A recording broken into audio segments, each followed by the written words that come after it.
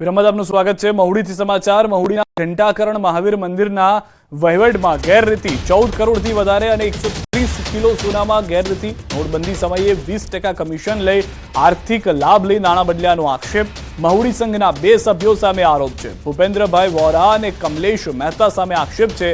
આદર્શ બેંકના મુકેશ મોદીએ પણ છેતરપિંડી કર્યાનો દાવો કરાયો છે। ચેરિટી કમિશનરમાં કરાઈ છે ફરિયાદ।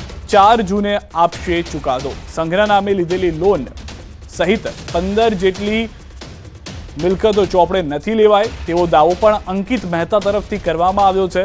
ભૂપેન્દ્ર વોરા અને તેના મળતિયાઓએ 2012થી કૌભાંડો કર્યાનો આરોપ માણસા પોલીસ સ્ટેશનમાં નોંધાઈ છે। 10થી વધુ ફરિયાદ તેવું પણ જણાવવામાં આવ્યું છે। 2016માં નોટબંધી બાદ હિસાબ આપવાનું બંધ કરી દીધું હતું। 2016 નોટબંધી પછી હિસાબ આપવાનું બંધ કર્યાનું નિવેદન કહેવામાં આવ્યું છે।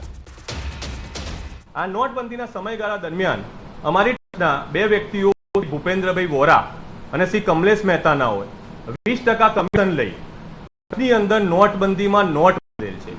એ ભંડાર પત્રક બી એ લોકોએ બદલી નાખેલું, એટલે ક્યારેય બી આ નોટબંધીની અંદર જે નાણાં બદલાયેલા છે એ બદલાયેલા નાણાં સામે આવે નહીં। આ બાબતની હાલમાં જોઈન્ટ ચેરિટી કમિશનરની સાહેબની કચેરીમાં ફરિયાદ દાખલ કરેલી છે।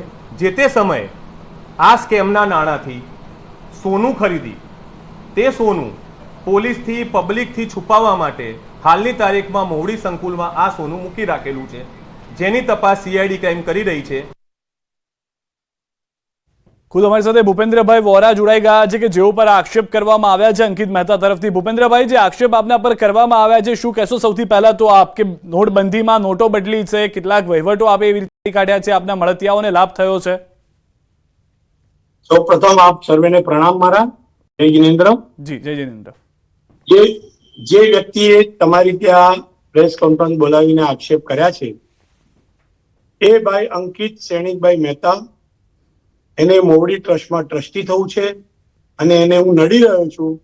હું ભગવાનના નિયમ પ્રમાણે એને ટ્રસ્ટી થવા દેતો નથી, કારણ કે એના માટે સરકારના લગભગ 100 થી 150 કરોડના ચીટિંગના કૌભાંડોના કેસ ચાલે છે। તમને કદાચ ખ્યાલ હોય તો ગયા વર્ષે મોવડી તીર્થમાં ચોરીમાં 2 ટ્રસ્ટી પકડાયા। એને પણ મેં મારા હાથે જ પકડાયા અને એ ભાઈના ભૈયાતો જ છે આ ભાઈના। અચ્છા। આ એનું વેર લેવા માટે અને એનું વેર લેવા કરતા પણ એને કોઈ પણ એમ કેમ પ્રકારે ટ્રસ્ટમાં ટ્રસ્ટી થવું છે। ટ્રસ્ટના ક્રાઇટેરિયામાં આવા લોકોને ટ્રસ્ટી તો શું, કદાચ કારોબારી સભ્ય નહીં પણ સામાન્ય સભ્ય પણ ન રખાય એવો નિયમ છે।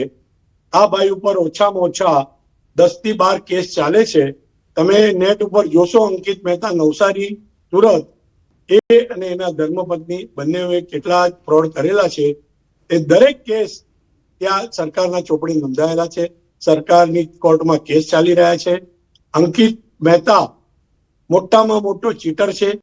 એને હવે આ ટ્રસ્ટની સંપત્તિ ઉપર, ભગવાનના ઘરેણા ઉપર, ભગવાનના દાગીના ઉપર એની નજર ગઈ છે કે એમ કેમ પ્રકારે એકવાર હું અંદર ઘૂસી જાઉં અને ગમે તેમ કરીને પછી ચોરીઓ ચાલુ કરું, પણ 3 લોકના નાથ દેવાદિદેવ પરમાત્માના શાસનમાં આવા અનિષ્ટ તત્વોની સામે લડવા માટે અમને જૈન કુળમાં જન્મ મળ્યો છે, એ અમારું સૌભાગ્ય છે।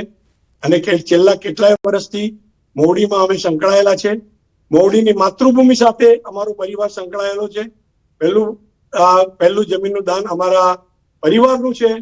અમે ત્યાં દરેક રીતે અમારો આખો પરિવાર નહીં, આખા ગામના દરેક સભ્યો ત્યાં મહેનત કરીને આ વહીવટ સારો ચલાવી રહ્યા છે। ભૂપેન્દ્રભાઈ, બીજો આક્ષેપ એ પણ છે આપના પર કે આપ વહીવટનો જવાબ જે છે રજૂ નથી કરી રહ્યા અને જે લાભ છે ખુદ સુધી જ સીમિત રાખી રહ્યા છો, એવો આક્ષેપ પણ અંકિત તરફથી કરવામાં આવ્યો છે। પહેલી વાત તો એ છે કે અંકિતભાઈ મહેતા એમનું જયારે તમે બાકીનું એમનું બીજું બધું જોશો, કોર્ટમાં એને ચેરિટી કમિશનરમાં આ બધા આક્ષેપો કર્યા, 3 કેસ કર્યા। 3 કેસ કરીને એમની ઉપર કોર્ટે બધા જ કેસ ખારીજ કરી નાખ્યા। એમાં કોઈ તથ્ય જ ન હતું। એક એવી આ જૈન સંસ્થા છે, દરેક જૈન સંસ્થા નહીં, દરેક ધર્મની સંસ્થા બધા એના નિયમોમાં ચાલતી હોય છે। અને ભગવાનના શાસનમાં તમે ક્યારે પણ જોશો કે ભગવાનનું શાસન એના નિયમથી ચાલે છે, વ્યક્તિઓ ચલાવતી નથી ક્યારે પણ। જી, ભગવાનના નિયમોથી સંસ્થા ચાલે, આપણાથી ના ચાલે. જી સર્વાનુમતે ધર્મમાં ના ચાલે. ધર્મમાં ફક્ત શાસ્ત્રમતી જ ચાલે. ભગવાને જે આજ્ઞા કરી હોય એ આજ્ઞા નિયમોથી ચાલે. અને ભગવાનની આજ્ઞામાં આવા લોકો પર અમને કરુણા આવે છે, દયા આવે છે કે આના કયા ખરાબ કર્મનો ઉદય છે, કે આ વ્યક્તિ કેટલા નીચા સ્તરે પહોંચી ગઈ અને એને શું કેવું, હજી તો આટલા કમ્પાઉન્ડો કરીને પેટ નથી ભરાયું અને મોટી ટ્રસ્ટમાં એને ચીટિંગ કરવા માટે બનવું છે, જેને ટ્રસ્ટી અમે થવા દેતા નથી. ઠીક છે, આભાર ભૂપેન્દ્રભાઈ, આપ અમારી સાથે જોડાયા. જે રીતે આપે વાત કરી છે કે જે ભૂપેન્દ્રભાઈ વોરા જેમના પર આક્ષેપ લાગે છે, તેઓએ કહ્યું કે અંકિત મહેતા જે આરોપ લગાવી રહ્યું છે મુખ્ય વ્યક્તિ એવો છે કે જેના પર અનેક કેસ ચાલી રહ્યા છે. આ એ જ અંકિત મહેતા છે કે જેને ભગવાનના ઘરેણા ઉપર અને ટ્રસ્ટના પૈસા પર નજર છે. સમાચારોમાં અત્યારે બસ આટલું. દેશ પ્રદેશની તમામ ખબરો માટે આપ જોડાયેલા રહો ગુજરાતની number 1 news channel news 18 Gujarati સાથે.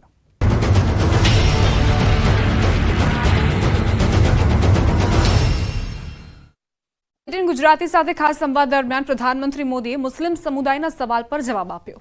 અમદાવાદના જુહાપુરાની મુસ્લિમ મહિલાઓનો ઉલ્લેખ કર્યો. मुझे कुछ महिला एक बार मिल गई, मुस्लिम महिला, तो बड़ी बधाई दे रही थी, फिर कुछ अपेक्षाएं लेकर के आई थी. मैं कहा क्या बधाई? बोले वो जुहापुरा की थी, और जुहापुरा वो है जहाँ करीब 3-4 लाख मुसलमान का एक गेट हाउस है. तो बोले हम वहाँ से आए हैं. तो मैंने कहा कोई तकलीफ है क्या, कोई पुलिस वाला, कोई सरकार कुछ हैरान करती है आपको क्या?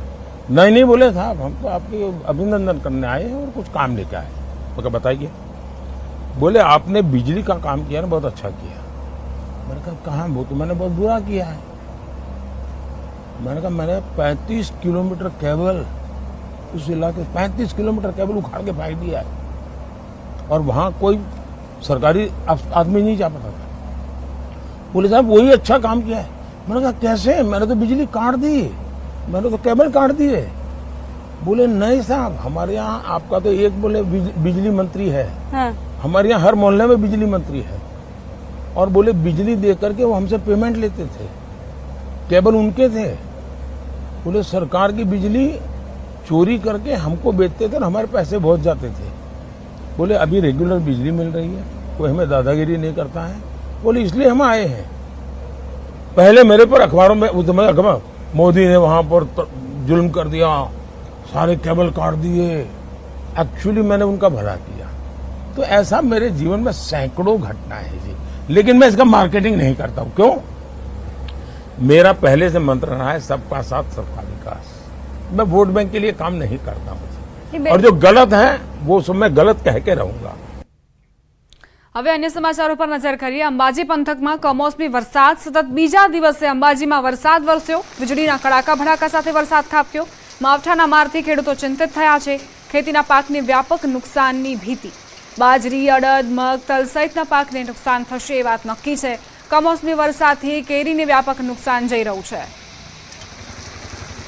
યાત્રાધામ અંબાજીમાં જે રીતે આપ જોઈ રહ્યા છો, સતત બીજા દિવસે પણ વરસાદ વરસી રહ્યો છે. અને ગઈકાલે જે રીતે બપોર બાદ વરસાદ શરૂઆત થઈ હતી, તે જ રીતે આજે બપોર બાદ વરસાદની ફરી શરૂઆત થઈ છે. અને સવારથી રીતે ગરમીનો ભારે ઉકળાટ હતો. આપણે બતાવવા માંગીશ કે જે રીતે હાલ તબક્કે બજારમાં જે વરસાદ જોઈ રહ્યો છે, આ વરસાદના કારણે પણ સન્નાટો થવા જોવા મળે છે. વાતાવરણમાં સવારથી જે ગરમીનું વાતાવરણ હતું, આ ગરમીના કારણે હાલ તબક્કે જે રીતે વરસાદ વરસી રહ્યો છે, વરસાદના કારણે ઠંડક ચોક્કસ પ્રસરી છે. પણ ખેડૂતોમાં છે કે ક્યાંક ને ક્યાંક બાજરીનો પાક જે છેલ્લો છે, ઉનાળુ પાક છે, તેને લઈને ખેડૂતો ભારે ચિંતિત મળ્યા છે. અને હાલ તબક્કે કહેવાય છે કે જે રીતે સવારનો જે ગરમીનો ઉકળાટ હતો, તેમાં કેટલીક આંશિક રાહત જોવા મળી રહી છે. મહેન્દ્ર અગ્રવાલ, ન્યૂઝ 18 ગુજરાતી, અંબાજી. આ સાથે જ બુલેટિનમાં અત્યારે બસ આટલું જ. વધુ અપડેટ્સ માટે આપ જોતા રહો ન્યૂઝ 18 ગુજરાતી.